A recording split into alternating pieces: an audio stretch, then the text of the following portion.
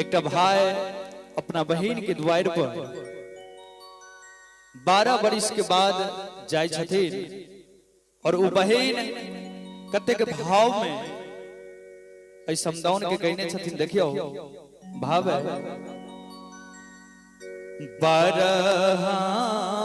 वर्ष पर भैया मोरा हो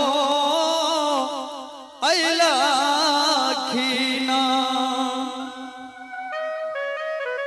सहोदरा मोरा हो अइलखिना कथी लाई भैया के खुबे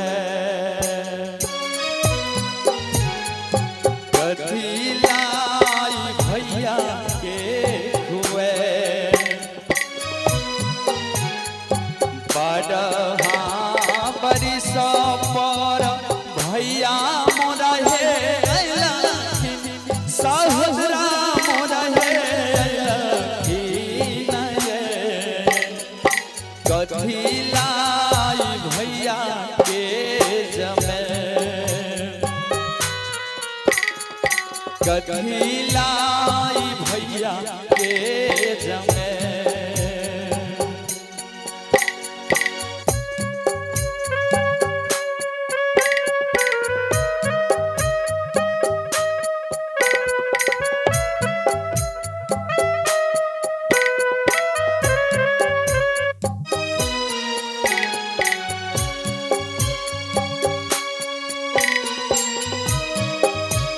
जय हो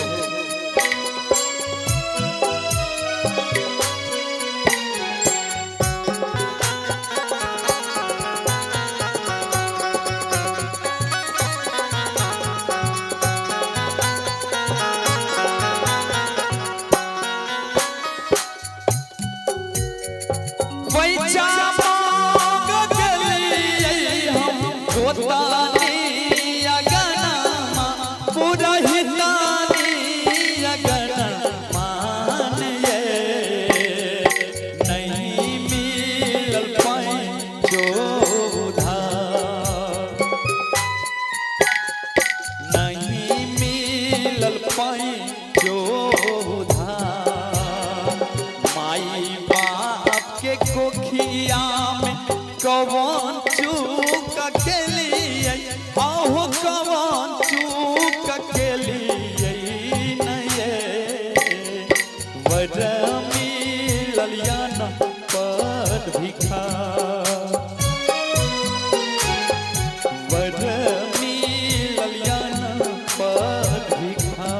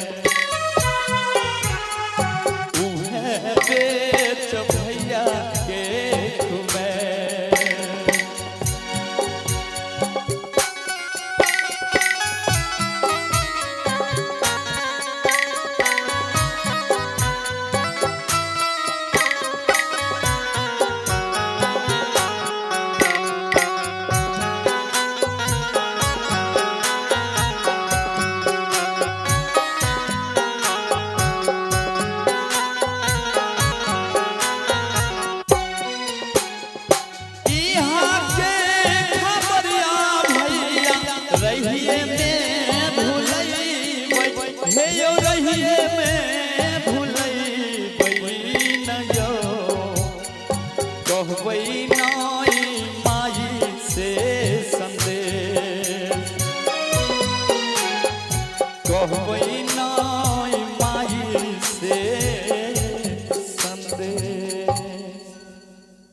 वही अपना भाई का कहे छथिन जे हो भैया अहा के कान के सोना बेच के जे हम खुआब इस समाचार इस संदेश घर पर माया के नहीं जेबे कहेला नहीं तो मैं की करथिन जे माई मोरा सुना तई जहरवा खाई हो मरतई जामुन माडू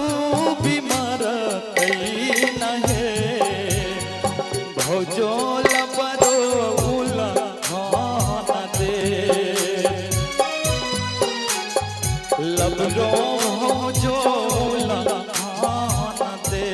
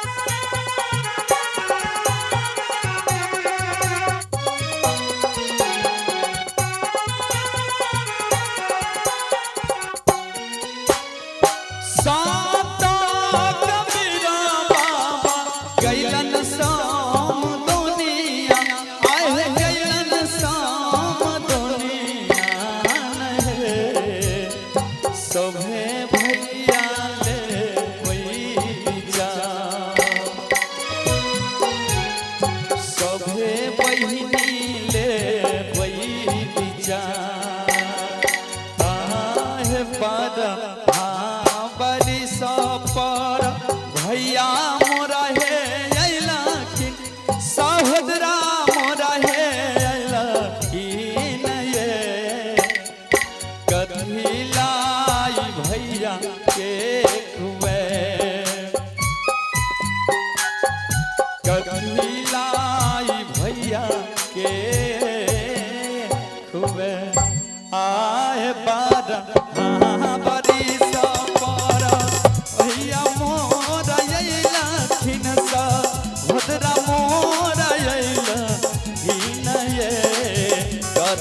भैया के जमे कथिलाई भैया के जमे कथिलाई भैया के जमे कथिलाई